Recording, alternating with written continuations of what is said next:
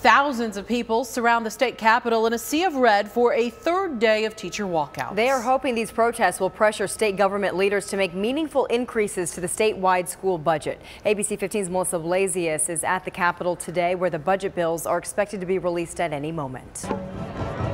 Arizona's chronically underpaid teachers finally found their voice. You should live in dignity and security. That is what he meant by a labor movement. Our labor is not valued enough by the people in these three buildings. Today's school walkout also a walk in to the State House and Senate, where they lobbied their legislators. And if you give them enough courage, they will help. The budget that's being proposed will add on over $500 million to K-12 education in 1 year. The numbers may seem impressive, especially the 20% teacher pay raise by 2020, but Democratic lawmakers say it's all about context. Again, our schools are $1 billion short of where they were 10 years ago, and this Red for Ed movement is not about teacher raises. It's about the future of public education in Arizona.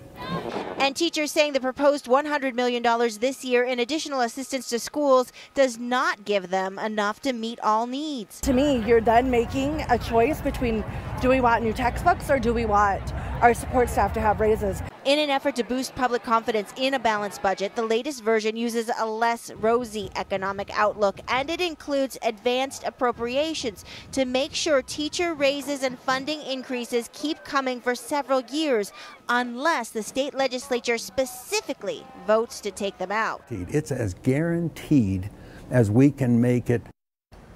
And so once the budget bills are released, things can move very quickly. A final vote could happen as early as Wednesday. Now, does that mean the teachers would return to class this Thursday?